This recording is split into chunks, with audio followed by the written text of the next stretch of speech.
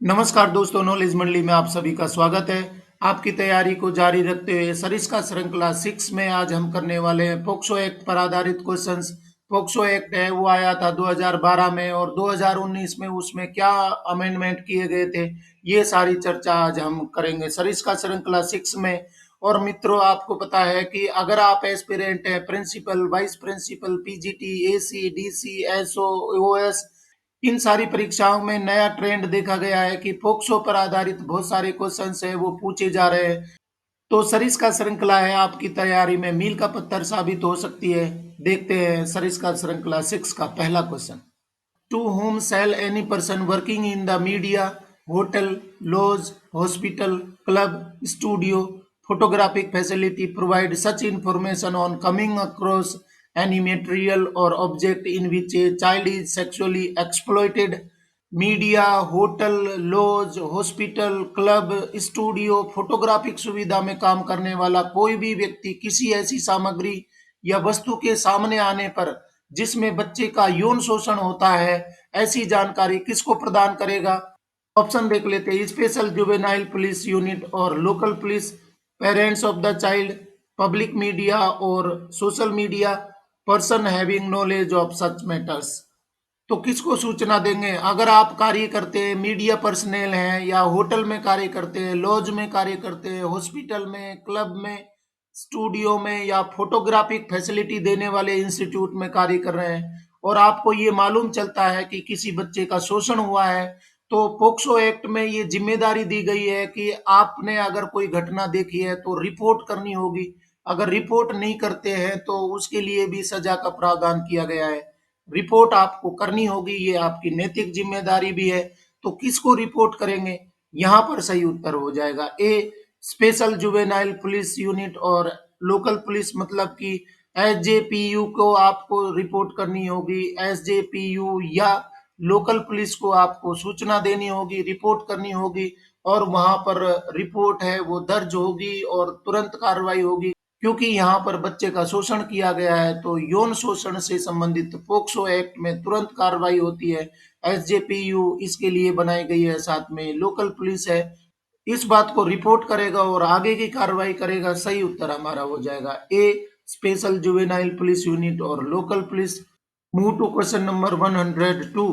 What will be the liability if a person reports an offence under subsection 1 of section 19 of the POCSO Act 2012 in good faith? यदि कोई व्यक्ति POCSO अधिनियम 2012 की धारा 19 की उपधारा 1 के तहत सद्भावना से अपराध की रिपोर्ट करता है तो उस पर क्या दायित्व होगा, क्या उस पे लाइबिलिटी बनेगी? ऑप्शन देख लेते हैं। He will be liable for civil proceedings, he will be liable for criminal proceedings, he shall not be liable for any proceedings civil or criminal, d, he will be publicly honored। सही उत्तर हमारा क्या हो जाएगा? C हो जाएगा। He shall not be liable for any proceedings civil और criminal, मतलब कि गुड फेथ में किसी ने रिपोर्ट कर दी है, कोई घटना देखी है, उसने चाइल्ड एक्सप्लॉयटेशन देखा है या यौन शोषण देखा है बच्चे का और उसने गुड फेथ में बच्चे की रिपोर्ट कर दी है, तो उसके बारे में ये बताया गया है कि क्या वो सजा का प्रावधान होगा। लोगों में ये मिथ है, ये डर होता है कि अगर मैं इस बात को रिपोर्ट करूंगा या कोई सूचना दूंगा तो मुझे भी उसमें फंसा लिया जाएगा, मेरे ऊपर ये आरोप लगा दिए जाएंगे। तो पोक्सो एक्ट में ये बात को बहुत अच्छे तरीके से बताया गया है। ये बात बताई गई है सब section 1 of section 19। POCSO act के जो सेक्शन 19 का सब सेक्शन 1 है, इसमें बात बताई गई है कि अगर कोई गुड फेथ में रिपोर्टिंग करता है, कोई एक्चुअल बात को या रियल जो घटना हुई है उसको रिपोर्ट करता है, तो वो किसी तरीके से जिम्मेदार नहीं होगा, उस पर किसी तरीके की कोई कार्रवाई नहीं होगी, ना तो सिविल या क्रिमिनल किसी भी प्रकार की उसके ऊपर कार्रवाई नहीं होगी। वो इस तरीके की घटना के लिए, इस तरीके की घटना को सिर्फ रिपोर्ट कर रहा है, उसके लिए कोई जिम्मेदारी नहीं बनती है, उसके खिलाफ कोई कार्रवाई नहीं होती है। सही उत्तर यहाँ पर हो जाएगा, सी हो जाएगा। रिपोर्ट करना जरूरी है क्योंकि पोक्सो एक्ट में ये बताया है कि रिपोर्ट करना अत्यावश्यक हो जाएगा और आपके खिलाफ किसी भी प्रकार की कोई कार्रवाई या लाइबिलिटी नहीं बनेगी। सही उत्तर हमारा हो जाएगा सी। देखते हैं question number 103। If a person does not report an offence under subsection 1 of section 19 और section 20 of the POCSO act 2012 और fails to report such offence under sub section 2 of section 19, if so what will be the punishment. यदि कोई व्यक्ति धारा 19 की उपधारा 1 या POCSO अधिनियम 2012 की धारा 20 के तहत अपराध की रिपोर्ट नहीं करता है या धारा 19 की उपधारा 2 के तहत इस तरह के अपराध को दर्ज करने में विफल रहता है तो सजा क्या होगी। मैंने इससे पहले वाले क्वेश्चन में डिस्कस किया कि रिपोर्ट कर रहे हैं आप, गुड फेथ में रिपोर्ट कर रहे हैं तो आपके खिलाफ कोई कार्रवाई नहीं होगी, वहां पर आपकी जिम्मेदारी नहीं बनेगी, कोई सिविल या क्रिमिनल कोर्ट में आपके खिलाफ कोई कार्रवाई नहीं होगी। परंतु धारा 19 की उपधारा 1 में ये बात बताई गई है कि आपको रिपोर्ट करनी होगी, अन्यथा सजा का प्रावधान किया गया है। इसके साथ में धारा 20 के तहत भी आपको रिपोर्ट करनी होगी। कोई भी अपराध आपने देख लिया है तो आपकी एक जिम्मेदार नागरिक के रूप में ये जिम्मेदारी बन जाती है कि आपको उस घटना की रिपोर्ट करनी होगी। और अगर आपने रिपोर्ट की परंतु वहां पर जो अधिकारी है या जो कर्मचारी है या ऑफिसर है वो रिपोर्ट दर्ज नहीं कर रहा है, धारा 19(1) के तहत आप रिपोर्ट करना चाह रहे हैं परंतु धारा 2 में ये बात बताई गई है कि रिपोर्ट को दर्ज करना भी आवश्यक हो जाएगा, तो धारा 2 के तहत रिपोर्ट कोई दर्ज नहीं कर रहा है, अधिकारी रिपोर्ट को नहीं ले रहा है तो उसके लिए सजा का प्रावधान क्या होगा। पहले में ये बताया गया कि रिपोर्ट करना आवश्यक होगा। धारा 19 की उपधारा 1 में ये बात बताई गई है कि आपको रिपोर्ट करनी होगी। इसके साथ में धारा 20 में भी ये प्रावधान किया गया है। और रिपोर्टिंग अधिकारी अगर रिपोर्ट दर्ज नहीं करता है, उपधारा 2 में, धारा 19 के तहत उपधारा 2 में रिपोर्ट नहीं करता है तो क्या सजा का प्रावधान होगा। ऑप्शन देख लेते हैं। He shall be punished with imprisonment of either description, which may extend to 6 months, or with fine, or both with fine, or both, और C है both A and B are correct, D neither A nor B are correct। सही उत्तर हमारा हो जाएगा C. He shall be punished with imprisonment of either description, मतलब कि इसमें सजा का प्रावधान किया गया है। अगर रिपोर्ट नहीं करता है तो कोई भी सजा उसको निश्चित रूप से मिलेगी, सजा का प्रावधान रखा गया है। और ये सजा को 6 महीने तक बढ़ाया जा सकता है, साथ में फाइन भी लगाया जा सकता है। तो सजा होगी जिसको 6 महीने तक बढ़ाया जा सकता है, फाइन भी लगाया जा सकता है, दोनों कार्रवाई हो सकती है। तो रिपोर्ट करना जरूरी हो जाएगा। धारा 19 की उपधारा 1 के तहत किसी ने घटना देखी है तो उसकी रिपोर्टिंग करना जरूरी हो जाएगा। धारा 20 के तहत भी ये प्रावधान है कि आपको रिपोर्ट करनी होगी।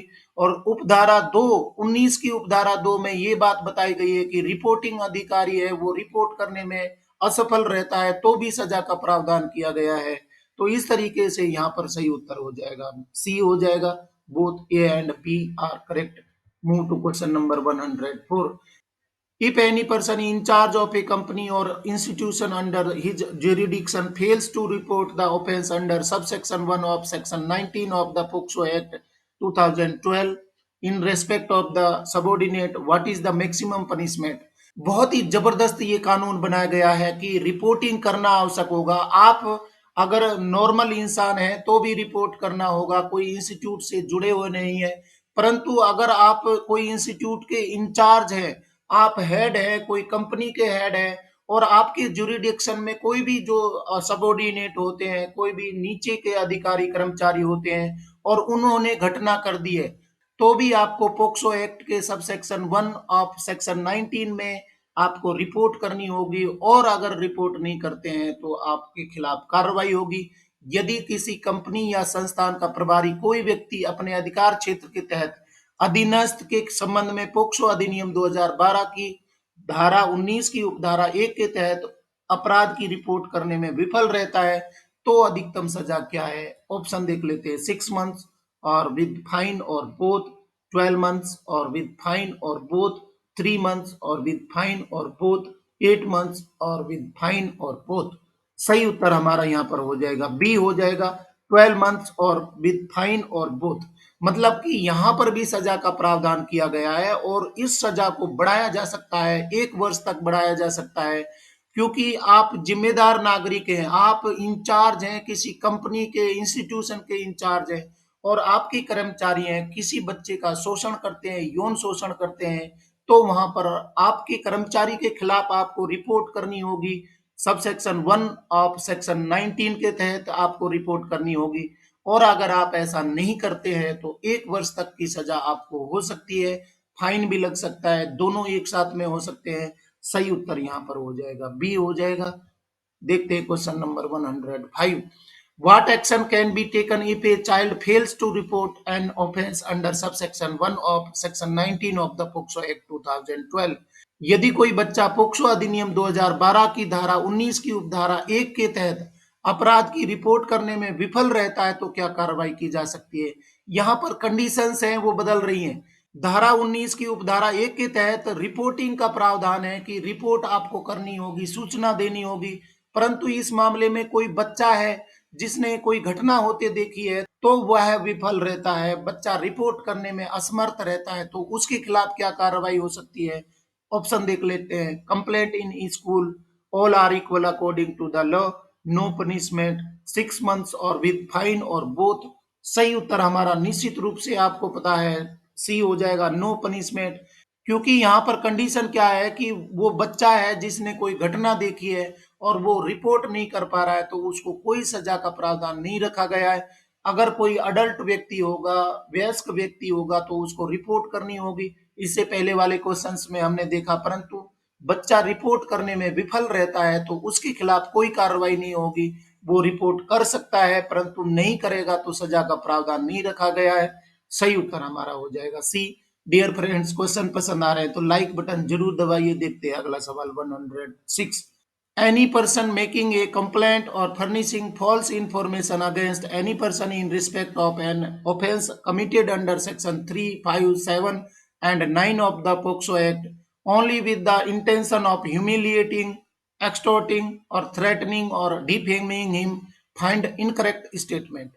कोई भी व्यक्ति किसी व्यक्ति के खिलाफ पोक्सो अधिनियम की धारा 3, 5, 7 और 9 के तहत किए गए अपराध के संबंध में केवल उसे अपमानित करने, जबरन वसूली करने या धमकी देने या बदनाम करने के इरादे से शिकायत करता है या गलत जानकारी देता है तो निम्नलिखित में से गलत कथन खोजें, क्या सजा उसको मिलेगी या नहीं मिलेगी और क्या प्रावधान रखा गया है। ऑप्शन देख लेते हैं। First, shall be punished with imprisonment of either description for a term which may extend to 6 months or with fine or both। There is a provision of punishment on false complaint by the child. Whoever, not being a child, makes a false complaint or provides false information against a child, knowing it to be false, thereby victimizing such child in any of the offences under this act, shall be punished with imprisonment which may extend to 1 year or with fine। और D है imprisonment of 5 years और with fine or both। सही उत्तर हमारा यहाँ पर B हो जाएगा, बहुत ही इंपॉर्टेंट है।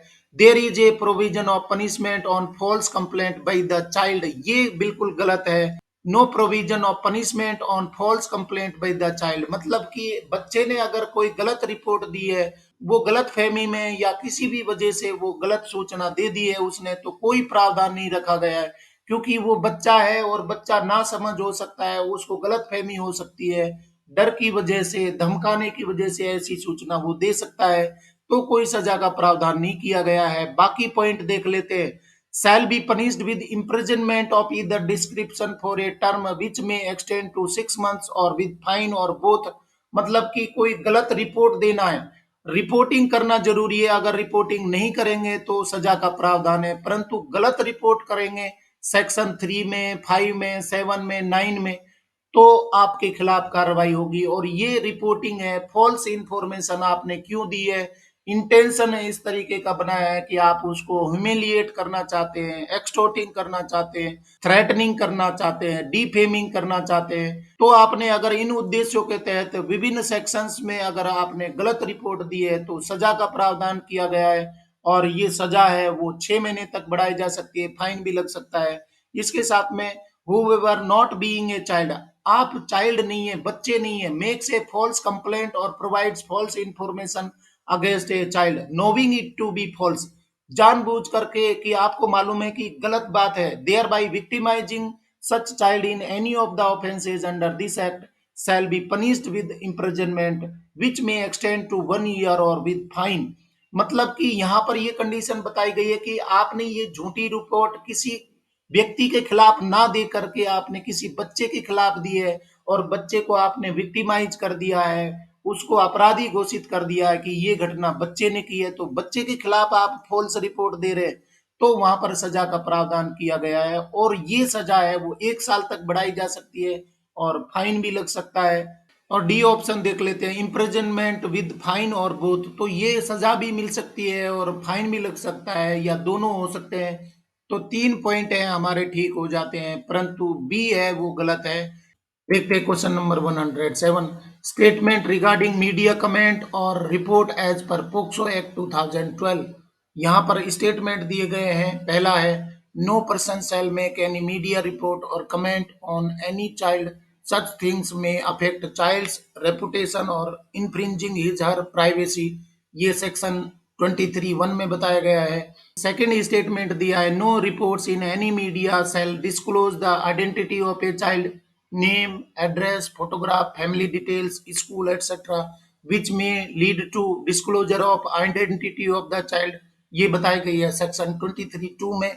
और थर्ड स्टेटमेंट है, any person who contravenes the provisions of subsection 1 or subsection 2 shall be liable to be punished with imprisonment of either description for a period which shall not be less than 6 months but which may extend to 1 year or with fine or with both। Section 23(4) में ये बात बताई गई है। POCSO अधिनियम 2012 के अनुसार media की टिप्पणी या रिपोर्ट के संबंध में दिए गए कथनों पर विचार करें, कौन कौन से ठीक है, कौन से गलत है। ऑप्शन देख लेते हैं, first and second only, first second and third, third only, second and third only.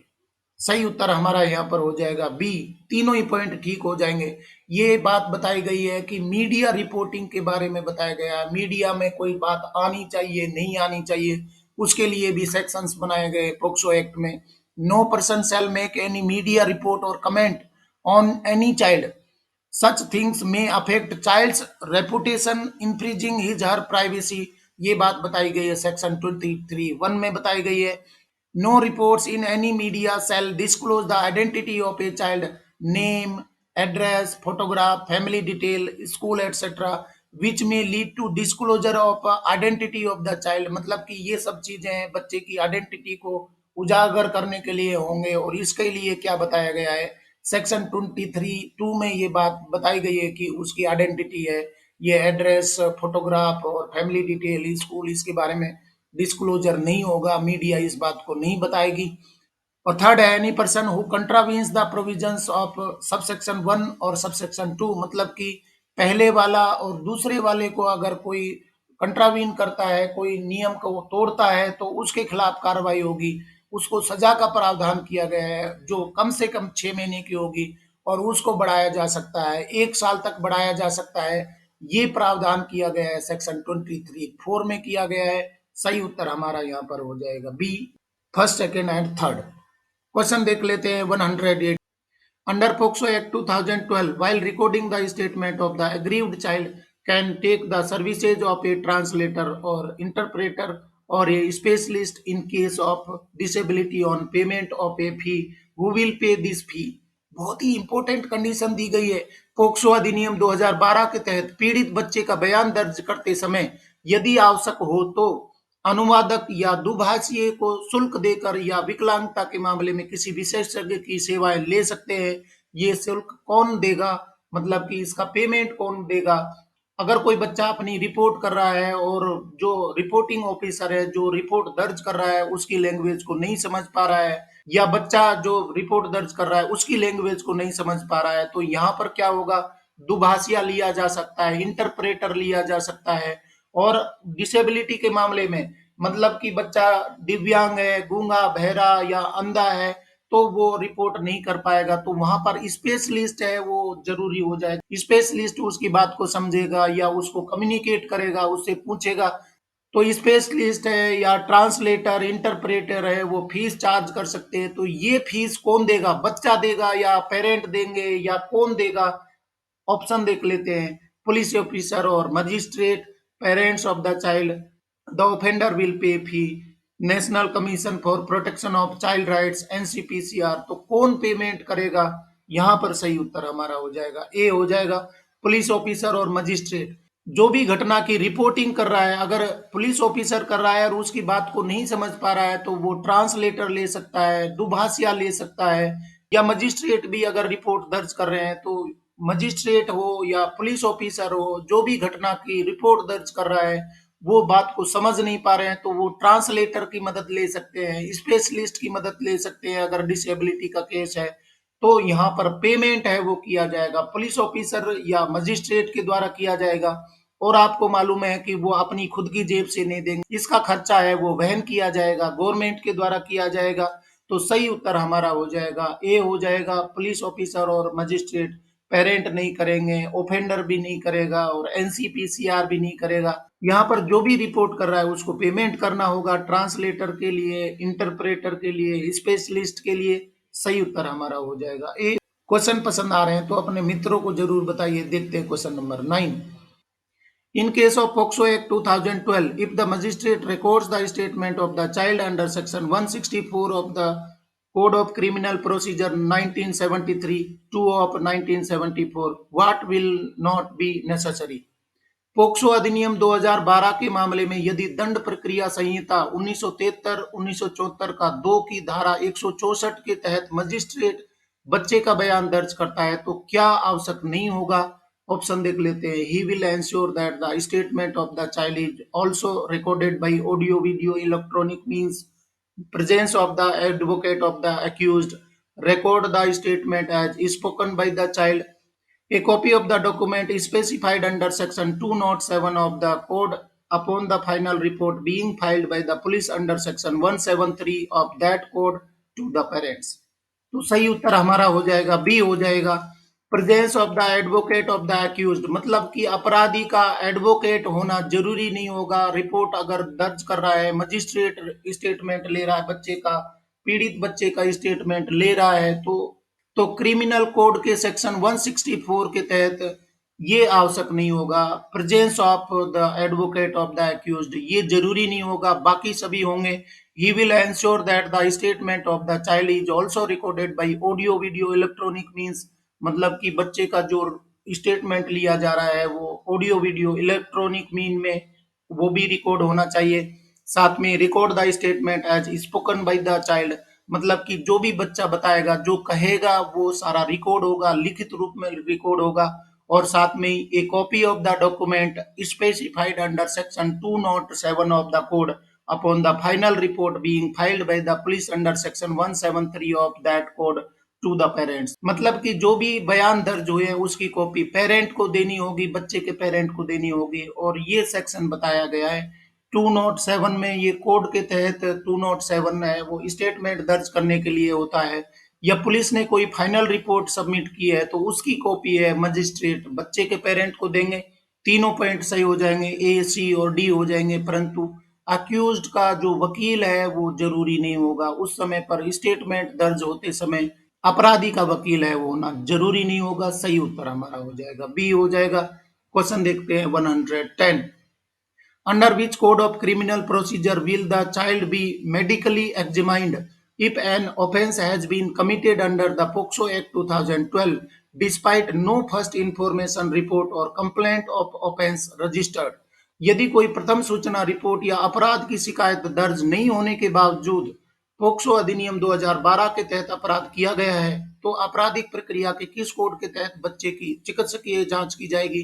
किसी भी प्रकार की कोई रिपोर्ट दर्ज नहीं हुई है या उसकी सूचना नहीं मिली है, परंतु वो बात है वो संज्ञान में आ गई है, उसकी एग्जामिनेशन करना जरूरी होगा, मेडिकल एग्जामिनेशन करना जरूरी हो जाएगा क्योंकि मालूम चल गया है और उसकी फर्स्ट इंफॉर्मेशन रिपोर्ट है या एफआईआर है वो किसी भी कारण से दर्ज नहीं हुई है या लिखित रूप में उसकी कोई कंप्लेंट नहीं हुई है तो भी आपको क्या करना होगा? मेडिकल एग्जामिनेशन करना होगा। ये मेडिकल एग्जामिनेशन किस एक्ट और सेक्शन के तहत किया जाएगा? Section 207 of the code of criminal procedure 1973, 2 of 1974, section 164 of the code of criminal procedure 1973, 2 of 1974, section 164 A of the code of criminal procedure 1973, 2 of 1973, section 173 of the code of criminal procedure 1973, 2 of 1974। तो सही उत्तर क्या हो जाएगा? C हो जाएगा। Section 164A of the code of criminal procedure 1973 2 of 1973। तो अगर report दर्ज नहीं हुई है या कोई सूचना नहीं आई है, कंप्लेंट नहीं हुई है, तो भी आपको मेडिकल एग्जामिनेशन करवाना होगा। और इसके लिए सेक्शन बनाए हैं, section 164A of the code of criminal procedure 1973 में ये एक्ट आया था। उसके सेक्शन 164 में एग्जामिनेशन है वो होना जरूरी हो जाएगा। सही उत्तर होगा हमारा सी। और साथियों, क्वेश्चन पसंद आ रहे हैं तो लाइक बटन जरूर दबाइए। देखते हैं question number 111। Which section of POCSO act 2012 says that. POCSO act के सेक्शन के प्रावधान देख लेते हैं। The statement of the child shall be recorded at the residence of the child or at a place where he usually resides or at the place of his choice and as far as practicable by a women police officer not below the rank of sub inspector. B है the police officer while recording the statement of the child shall not be in uniform. C. The police officer making the investigation shall, while examining the child, ensure that at no point of time the child come in the contact in any way with the accused. D point दिया है no child shall be detained in the police station in the night for any reason.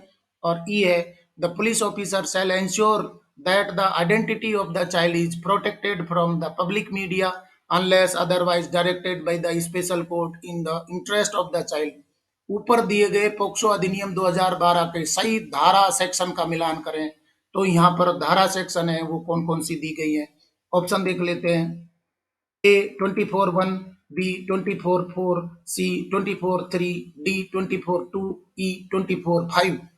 B में है ए 24(1), B 24(2), सी 24(3), D 24(4) और E है 24(5). सी ए 24(2), B 24(1), सी 24(4), D 24(3), ई 24(5) और D option है ए 24(3), B 24(5), सी 24(1), D 24(2), ई 24(4). तो सही उत्तर यहाँ पर क्या हो जाएगा, बी हो जाएगा। ये सेक्शन बताए गए हैं। यहाँ पर देख लेते हैं पहला स्टेटमेंट क्या दिया गया है। The statement of the child shall be recorded at the residence of the child or at a place where he usually resides or at the place of his choice and as far as practicable by a woman police officer not below the rank of sub inspector। ये बात बताई गई है section 24(1) में बताई गई है कि जो भी रिकॉर्डिंग होगी, बच्चे का स्टेटमेंट लिया जाएगा, रेजिडेंस पे होना चाहिए या सामान्य रूप से जिस जगह पर वो रहता है वहां पर रिकॉर्ड होना चाहिए या बच्चे की चॉइस के अनुसार उसका स्टेटमेंट है वो लिया जाए। और स्टेटमेंट लेने वाले ऑफिसर हैं वो कौन होने चाहिए। अगर प्रैक्टिकेबल हो तो वुमेन ऑफिसर होना चाहिए और वुमेन ऑफिसर है वो सब इंस्पेक्टर से नीचे के अधिकारी नहीं होने चाहिए। ये बात बताई गई है 24(1) में बताई गई है। बी देख लेते हैं 24(2) में ये बात बताई गई है the police officer while recording the statement of the child shell not be in uniform. मतलब कि 24(2) में ये बात बताई गई है कि वो यूनिफॉर्म में नहीं होने चाहिए जो स्टेटमेंट दर्ज कर रहा है। और सी में बताया गया है the police officer making the investigation shall while examining the child ensure that at no point of time the child come in the contact in any way with the accused। अपराधी के सामने वो नहीं आना चाहिए। ये बात बताई गई है सेक्शन 24(3) में बताई गई है कि वो किसी भी पॉइंट ऑफ टाइम में अक्यूज्ड के सामने नहीं आए, मतलब कि बच्चे के सामने अक्यूज्ड है वो नहीं लाया जाए। और डी में बताया गया no child shall be detained in the police station in the night for any reason. किसी भी परिस्थिति में उसको रात्रि काल में पुलिस स्टेशन में नहीं रखना है, कस्टडी में नहीं रखना है। तो ये बात बताई गई है 24(4) में बताई है कि कोई भी परिस्थिति में रात्रि काल में आप उसको डिटेन नहीं कर सकते, कस्टडी में नहीं रख सकते। और ई पॉइंट बताया गया the police officer shall ensure that the identity of the child is protected.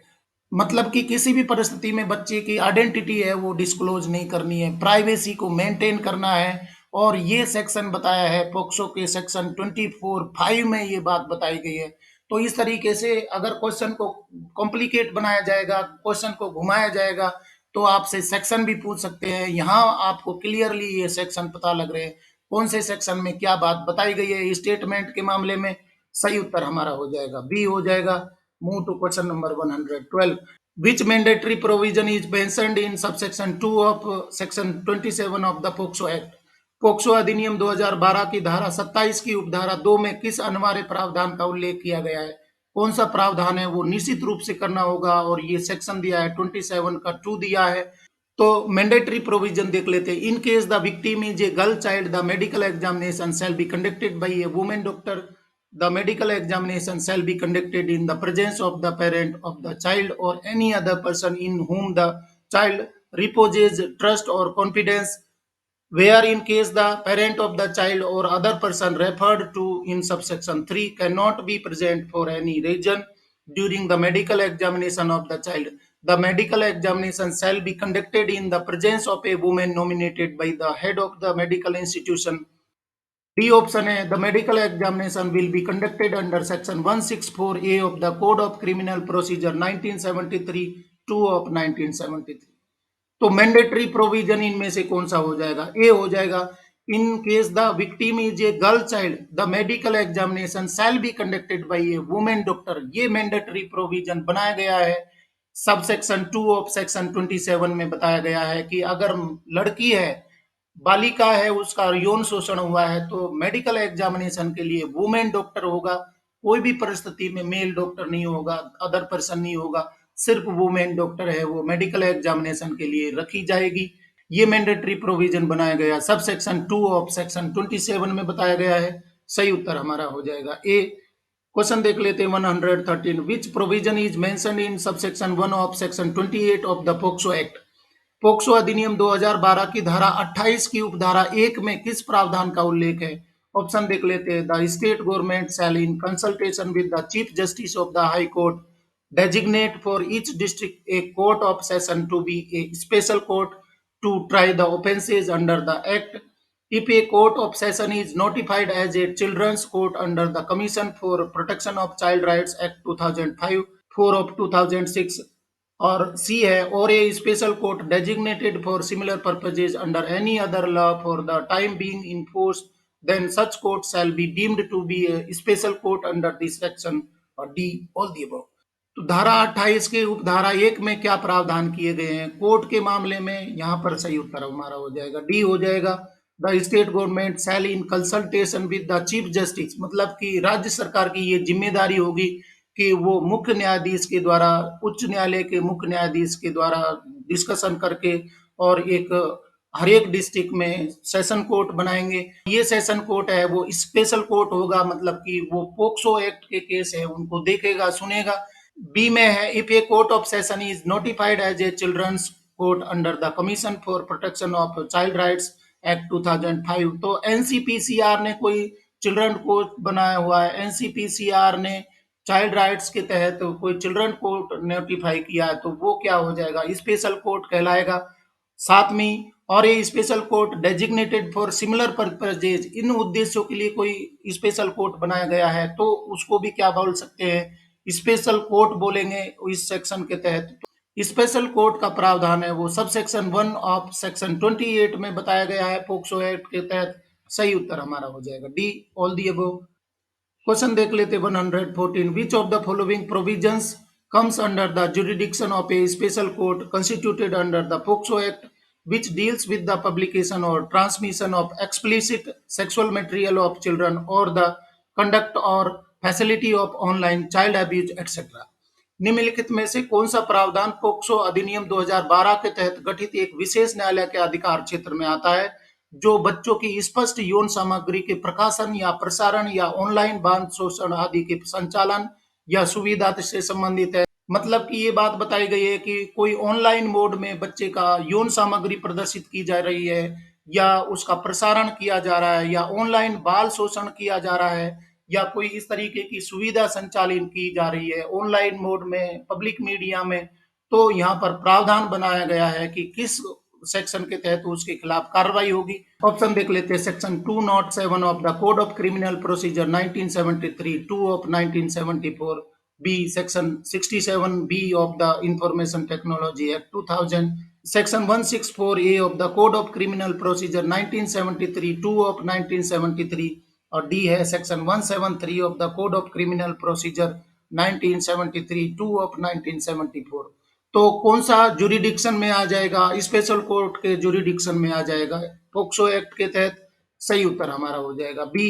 Section 67 B of the information technology act 2000, ये इंफॉर्मेशन टेक्नोलॉजी एक्ट बना था और उसका सेक्शन 67 बी ये प्रावधान रखता है कि बच्चे का कोई स्पष्ट यौन सामग्री कोई प्रदर्शित की जाती है, प्रसारण किया जाता है या ऑनलाइन बाल शोषण किया जाता है या उसका संचालन या सुविधा प्रदान की जाती है तो उसके खिलाफ कार्रवाई हो जाएगी। ये भी पोक्सो एक्ट के स्पेशल कोर्ट के तहत जुरिडिक्शन में आ जाएगा, उसके कार्य क्षेत्र में आ जाएगा। सही उत्तर हमारा हो जाएगा बी हो जाएगा। Section 67 of the information technology act 21 of 2000। देखते हैं question number 115। Save as otherwise provided in this act the Code of Criminal Procedure 1973 2 of 1974 shall apply to proceedings before a special court including the provisions of bail and bond. What would be considered as special court in such a case and what would the person conducting the prosecution be called? इस अधिनियम में अन्यथा उपबंधित के सिवाय दंड प्रक्रिया संहिता 1973 1974 का दो एक विशेष न्यायालय के समक्ष कार्रवाई पर लागू होगा। जमानत और बॉन्ड के प्रावधानों सहित ऐसे मामले में विशेष न्यायालय क्या माना जाएगा और अभियोजन चलाने वाले व्यक्ति को क्या कहा जाएगा?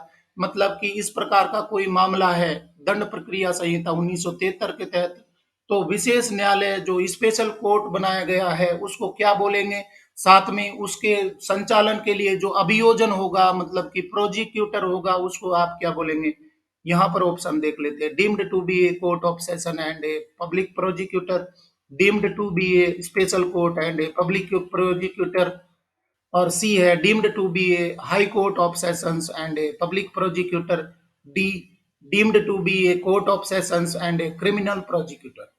सही उत्तर हमारा क्या हो जाएगा? ए हो जाएगा। Deemed to be a court of sessions and a public prosecutor मतलब कि यहाँ पर क्या प्रावधान रखा गया है कि दंड प्रक्रिया संहिता 1973 के तहत कोई न्यायालय कार्य कर रहा है तो पोक्सो एक्ट के तहत वो कोर्ट क्या कहलाएगा? कोर्ट ऑफ सेशंस कहलाएगा। और अभियोजन या वकील होगा उसको आप क्या बोलेंगे? पब्लिक प्रोसिक्यूटर बोलेंगे। तो सही उत्तर यहाँ पर क्या हो जाएगा? उसके अधिकार क्या हो जाते हैं? कोर्ट के अधिकार क्या हो जाते हैं?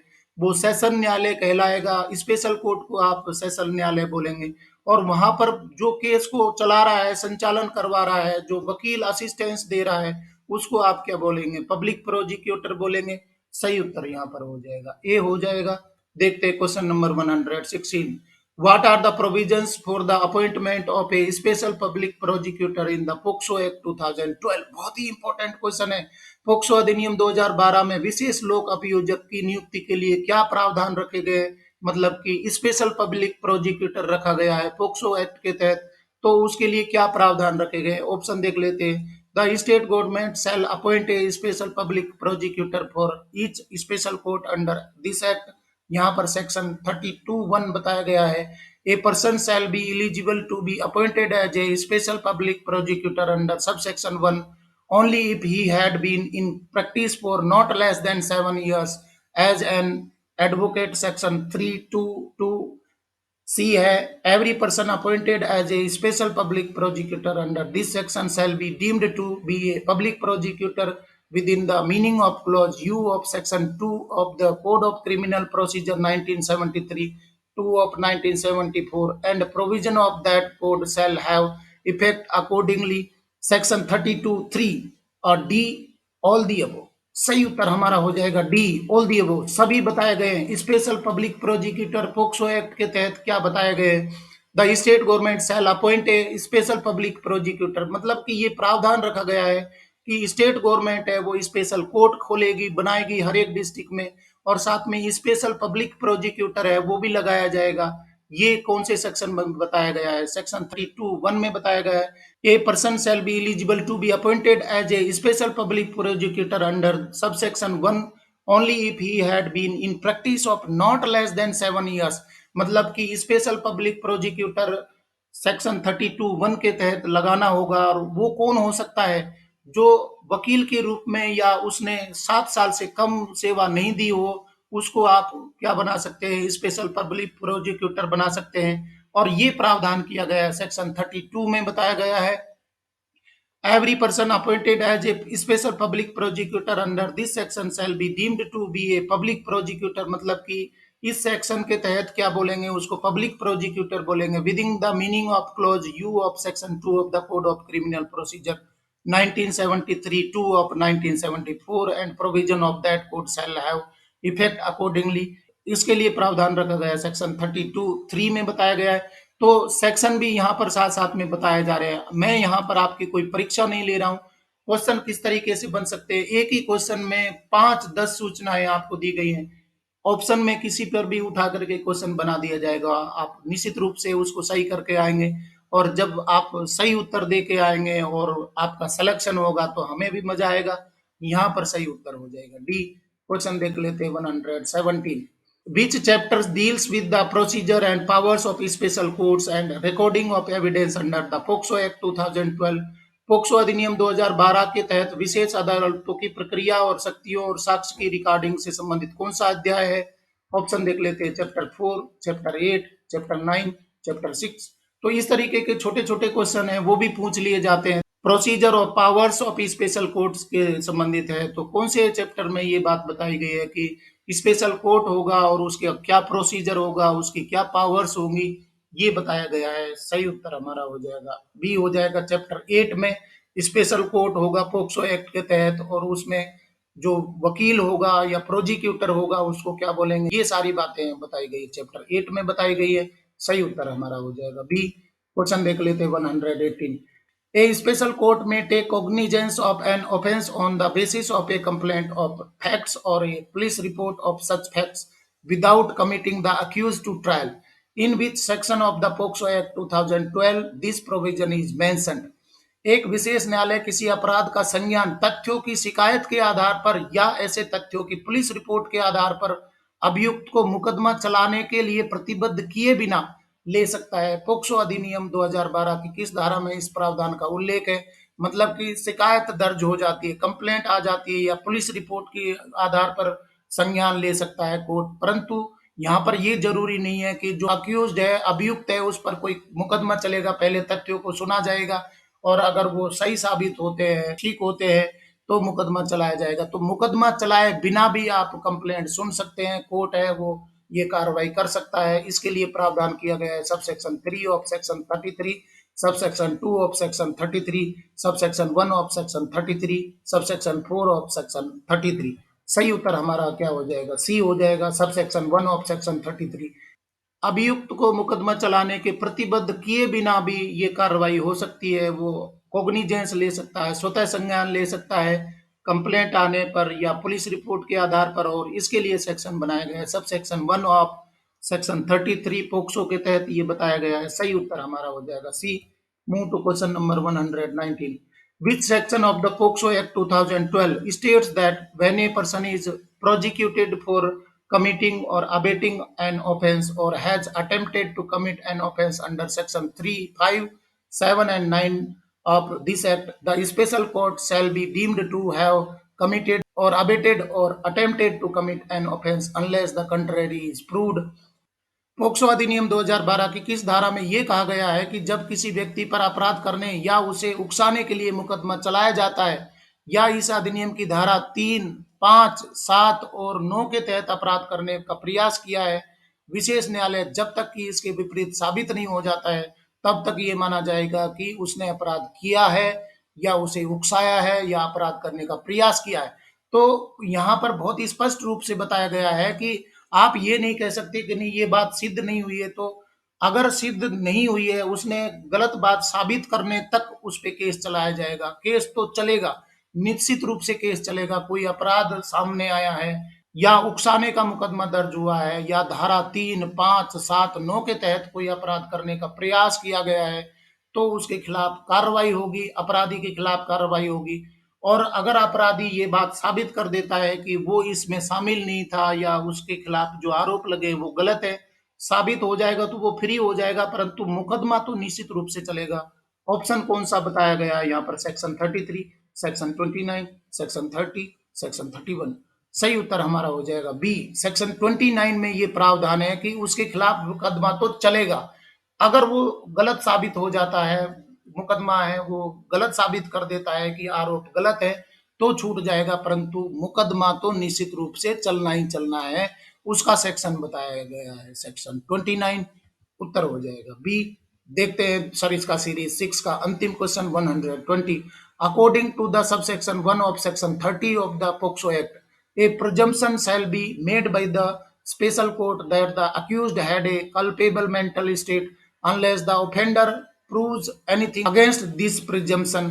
Culpable mental state includes POCSO अधिनियम 2012 की धारा 30 की उपधारा 1 के अनुसार विशेष न्यायालय द्वारा एक अनुमान लगाया जाएगा कि आरोपी की आपराधिक मानसिक स्थिति थी, जब तक कि अपराधी इस अनुमान के खिलाफ कुछ भी साबित नहीं करता है। दोषी मानसिक स्थिति में क्या शामिल है, तो यहाँ पर बातें देखनी है कि वो ये मान रहा है, कोर्ट ये प्रिज्यूम कर रहा है कि कोई बच्चे को प्रताड़ित किया गया है, उसके साथ में सेक्सुअल अब्यूज हुआ है, तो ये माना जाएगा कि अपराधी है वो ऐसा करने का दिमाग में बनाया हुआ था, वो कल्पेबल मेंटल स्टेट उसका था, आपराधिक उसकी सोच थी। तो उस अपराधी या जो कृत्य करने के लिए, कुकृत्य करने के लिए दोषी मानसिक स्थिति है, तो इसमें मानसिक स्थिति किसको कहेंगे? Intention, motive, knowledge of a fact and the believe in or reason to believe a fact, और डी ऑप्शन है ऑल दी अबव। सही उत्तर हमारा हो जाएगा डी ऑल दी अबव। मतलब कि कल्पेबल मेंटल स्टेट किसको बोलेंगे? कल्पेबल मेंटल स्टेट या दोषी मानसिक स्थिति है अपराधी की है, उसमें क्या आ जाएगा? इंटेंशन ऐसा होता है, मोटिव होगा, नॉलेज ऑफ फैक्ट होगा, या बिलीफ होगा, या रीजन टू बिलीव होगा, और फैक्ट होगा। तो इस तरीके की कोई घटना के बारे में उसके दिमाग में कोई बात चल रही है, ये सब चीजें हैं, वो दोषी मानसिक स्थिति को हम कहेंगे, जो कि घटना को करवाने के लिए उसको मानसिक, उसके मन में जो दोषपूर्ण स्थिति आ गई है, ये सभी पॉइंट हैं वो सही हो जाएंगे। सही उत्तर हमारा हो जाएगा डी ऑल दी अबव। इस तरीके से फ्रेंड्स हमने सरिस्का सीरीज 6 के 20 क्वेश्चन हैं वो कंप्लीट कर लिए, और ये क्वेश्चन हैं वो बहुत ही इंपॉर्टेंट है, बिल्कुल अपडेटेड है। अगर क्वेश्चन आते हैं तो निश्चित रूप से इन्हीं में से आएंगे, और कहीं दूसरी जगह से आएंगे तो कमेंट करके जरूर बताइए। डियर फ्रेंड्स, आज के क्वेश्चन अगर आपको पसंद आए हैं तो लाइक शेयर करें, और चैनल को सब्सक्राइब करना तो जरूरी है, क्योंकि नॉलेज मंडली is the right choice. Thank you very much.